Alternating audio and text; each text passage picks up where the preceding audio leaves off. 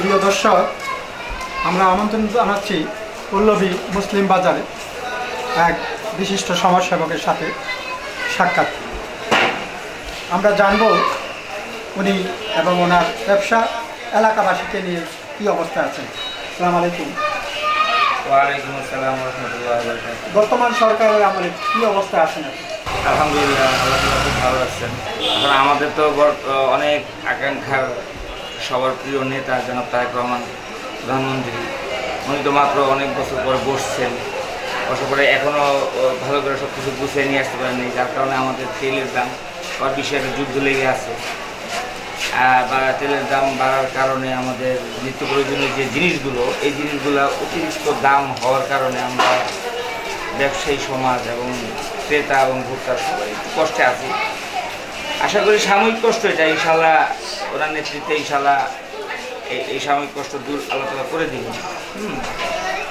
পাশাপাশি আমি যেহেতু মুক্তিবাজারের একজন ব্যবসায়ী নির্বাচনও করেছি,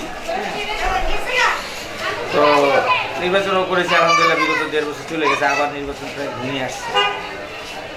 এই 1.5 বছরে আমরা কি পেলাম না পেলাম এইটা কি বলবো, বলার কিছু না, কারণ এই একটা সময়ই গেছে সম্পূর্ণ উলট পালট, যার কারণে আমরা কোনো কিছু গুছিয়ে নিয়ে আসতে পারিনি। আমরা ইনশাল্লাহ আশাবাদী আমাদের প্রধানমন্ত্রীর কাছে। সরকার বাহাদুরের কাছে আপনার চাওয়া পাওয়া কি? অবশ্যই আমাদের চাওয়া পাওয়া যে আমাদের বাংলাদেশটা যাতে আমরা যারা মানুষ আছে সুখী শান্তিতে একদম সুন্দর, চাঁদাবাজ মুক্ত, দখলবাজ মুক্ত, অবৈধ যত ধরনের যারা আছে চাষিবাদ মুক্ত, হ্যাঁ, একটা নতুন বাংলাদেশ যাতে আমাদের প্রধানমন্ত্রীর নেতৃত্বে আল্লাহ তাআলা করার প্রতিজ্ঞা করেন। চিরাচরিত বাঙালিদের উৎসব নববর্ষ উপলক্ষে আপনি কি বলবেন?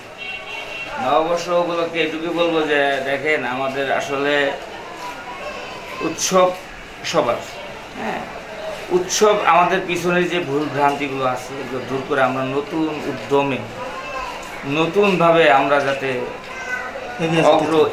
অগ্রগামী হতে পারি, হ্যাঁ, সম্পূর্ণ ফ্যাসি বৈষম্য এগুলো আমাদের নিজেদের ভিতর থেকে দূর করে, এবং অবৈধ যেসব চাঁদাবাজ দখলবাজ যারা আছে, যারা আমাদের দলকে দেশকে, হ্যাঁ, এদের তো কোনো দল নাই, এদেরকে কলঙ্কিত করতেছে, হ্যাঁ, এদেরকে দূর করতে পারি, হ্যাঁ।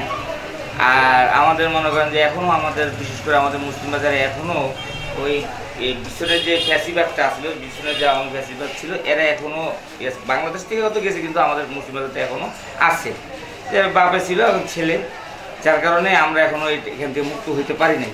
তবে ইনশাল্লাহ আমাদের আমিনুল হক ভাই আছেন, ওনার নেতৃত্বে ইনশাল্লাহ আশা করি যে আমাদের এই মুসলিম বাজার থেকেও যত ফ্যাসিবাদ আছে, আওয়ামী ফ্যাসিবাদ যত আছে, দখলবাদ চাঁদাবাদরা আছে, এগুলো ইনশাল্লাহ আস্তে আস্তে মুক্ত হচ্ছে এবং হবে। এই জন্য প্রিয় দেশবাসীর কাছে এবং আমাদের প্রিয় নেতা আমিনুল হক ভাই এবং আমাদের জনাব তারেক রহমান প্রধানমন্ত্রী, ওনাদের কাছে আমাদের আকুল আবেদন থাকবে যে আপনারা দয়া করে, আমরা যারা তৃণমূলে আছি, আমরা অনেক কষ্টে আছি, হ্যাঁ, আমরা নির্দ্বিধায় আমরা ব্যবসা করে খেতে চাই, যাতে আমরা হালালভাবে বৈধভাবে ব্যবসা করে খেতে চাই, সেই ক্ষেত্রে যাতে কোনো ধরনের প্রতিবন্ধকতা না আসে, হ্যাঁ, এবং যে পিছনের যে আওয়ামী ফ্যাসিস্ট আছে এদেরকে যাতে আর কোনো সুযোগ না দেওয়া হয়, পিছনের ওই রাজনীতিটা যাতে আমরা অপরাজনীতিটা যাতে আমরা সব মুসলিম বাজার এবং এলাকাবাসীকে নিয়ে আপনি এমপি মহোদয়ের নিকট কিছু বলার আছে? অবশ্যই আছে। আমাদের এমপি মহোদয় তো উনি আছেন, হ্যাঁ, কিন্তু আমাদের নেতা তো প্রিয় নেতা তো আমিনুল হক ভাই, আমরা তো ওনাকে আমাদের গার্জিয়ান মনে করি, সেই হিসাবে আমাদের চাওয়া পাওয়া ওনার কাছে। তারা আমিনুল হকের কাছে চাওয়া পাওয়া এটাই যে আমাদের মুসলিম বাজারটা, উনি বলছেন, উনি করতেছেন, হ্যাঁ, উনি নেতৃত্বে নির্বাচন হয়েছে, উনি যাতে আর একটু সদয় হন, কারণ উনি হয়তো আমাদের উপরে কষ্টে আছেন, কারণ ওনাকে আমরা নির্বাচিত করে নিয়ে আসতে পারি না, আমি আমারই ব্যর্থতা মনে করি, সেই হিসাবে আমরা বলতে পারি না। তারপরে ওনার কাছে অনুরোধ থাকবে যাতে আমাদেরকে দূরে না ঠেলে দেন। হ্যাঁ, ধন্যবাদ। জি, আসসালামু আলাইকুম সবাইকে। বিশিষ্ট ব্যবসায়ী এবং সমাজসেবক আছে, জানতে পারলাম এতটুকুই যে এলাকার দিকে উনি খুব নজর রাখছেন এবং উনি নির্বাচিত হলে আবার এলাকাবাসী, বিশেষ করে মুসলিম বাজার অন্যান্য সকলের প্রতি ওনার দৃষ্টি থাকবে রাস্তাঘাটের অলিগলি সকলের। ফরাজি হুমায়ুন কবির, মুসলিম বাজার, পল্লবী ঢাকা।